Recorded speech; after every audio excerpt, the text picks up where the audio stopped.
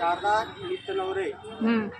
हे पीजी भोसले गुरुजी हे आपल्याकडं त्यांची आमची जुनी ओळख आहे. ऐका सगळ्यांनी. ऐका सर्वांनी. आणि ते वारंवार पहिले इथं बुद्धविहारात यायचे आपल्याकडे. बरोबर. आणि यायचे धम्म समजून सांगायचे. काही वेताळनगरमध्ये आपल्या काही लोकांना माहिती नव्हतं की वर्षावास काय असतो. बरोबर.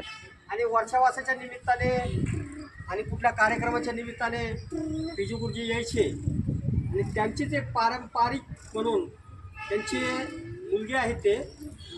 आणि त्यांचं नाव शारदाताई नित्यनवरे असे आहेत. त्यांनी आज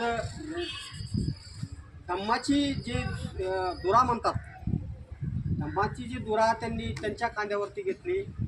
आणि आज परत वेताळनगर चिंचवडगाव या ठिकाणी सुमेध बोधी बुद्धविहार या बुद्धविहारात येऊन आज वर्षावासाच्या निमित्ताने धम्मवर्ग धम्म पाली भाषेचे विश्लेषण करून धम्मपद आणि धम्माचं परत इथं आपल्याला धम्म रुजवण्यासाठी इथे आले. धम्म तुम्हाला समजून सांगितला सर्वांनी या ठिकाणी.